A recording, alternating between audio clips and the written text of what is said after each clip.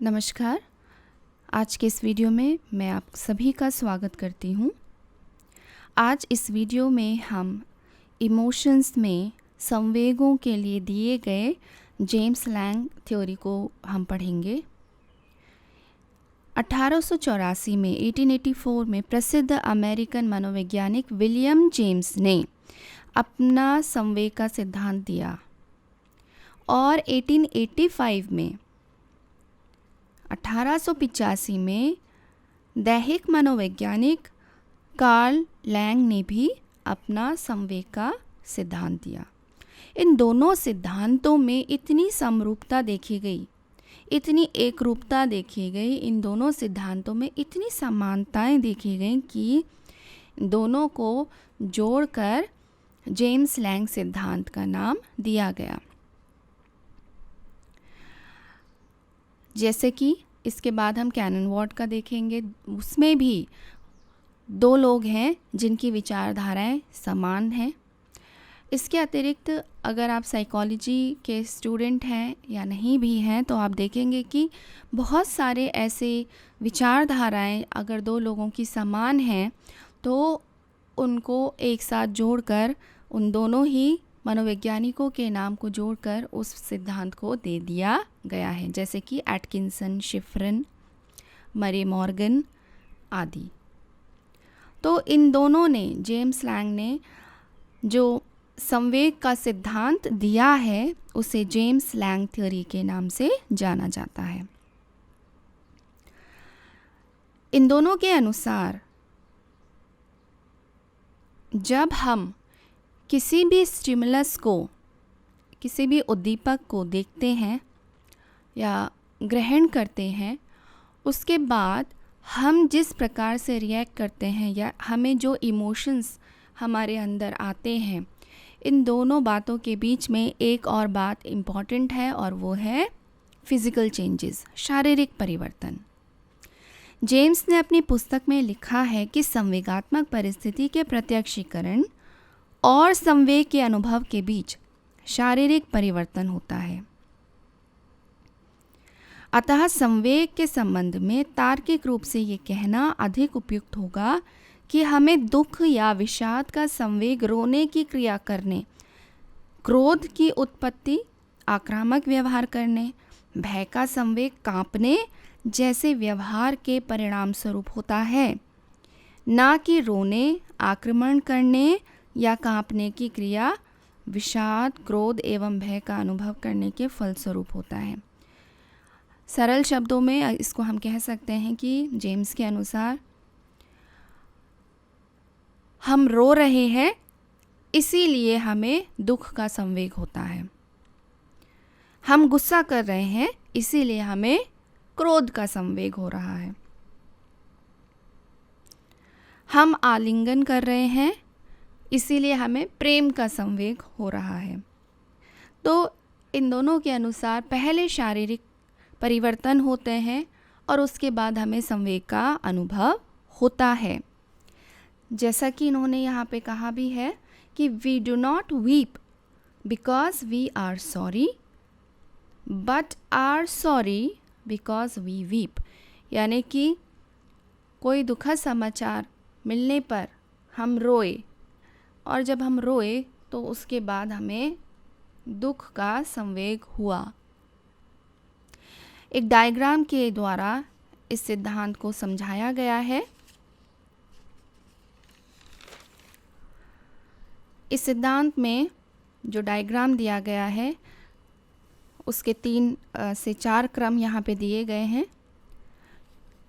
मस्तिष्क में ज्ञानेंद्रियों के द्वारा ज्ञानवाही प्रवाह का जाना।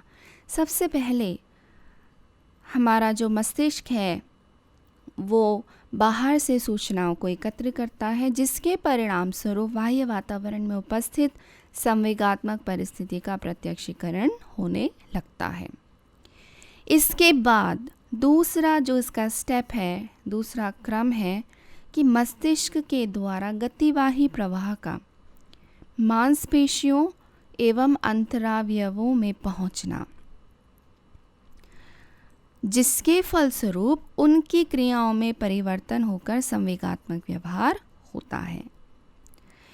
तीसरा और चौथा क्रम ज्ञानेंद्रियों के द्वारा जो मांसपेशियों एवं अंतरावयवों में स्थित है, ज्ञानवाही प्रवाह का फिर से मस्तिष्क तक पहुंचना, जिसके परिणाम स्वरूप उस स्थिति से संबंधित संवेग का अनुभव होता है। यानी कि सरल शब्दों में सबसे पहले जो हमारी ज्ञानेंद्रियां हैं, उनके ज्ञानवाही प्रवाह के द्वारा हम अपने वातावरण में उपस्थित उद्दीपकों का या स्टिमुलस को हम उनका प्रत्यक्षीकरण या परसेप्शन करते हैं। उनसे प्राप्त जानकारी हमारी मांसपेशियों में पहुंचती है, जिसके परिणाम स्वरूप शारीरिक परिवर्तन होते हैं। दोबारा से ये जानकारी शारीरिक परिवर्तनों के बाद दोबारा से ये जानकारी ज्ञानेंद्रियों के द्वारा हमारे ज्ञानवाही प्रवाह से फिर से मस्तिष्क में पहुंचता है और फिर हम संवेगात्मक अभिव्यक्ति, इमोशनल एक्सप्रेशंस हमारे अंदर होने लगते हैं। एक और डायग्राम के द्वारा इसको इस प्रकार से बताया गया है कि परसेप्शन ऑफ द स्टिमुलस, सबसे पहले हम उद्दीपक का प्रत्यक्षीकरण करते हैं या किसी घटना का प्रत्यक्षीकरण करते हैं। जब हम उस घटना को देख लेते हैं तो उसके पश्चात हमारे अंदर फिजियोलॉजिकल चेंजेस, जिसको अराउजल कहते हैं, और हिंदी में शारीरिक परिवर्तन, जिसको उद्दोलन कहते हैं, ये होते हैं। शारीरिक परिवर्तन निर्भर करता है कि हमने किस प्रकार की परिस्थिति को, किस प्रकार के स्टिमुलस को देखा है, और हम जिस प्रकार का शारीरिक परिवर्तन करते हैं।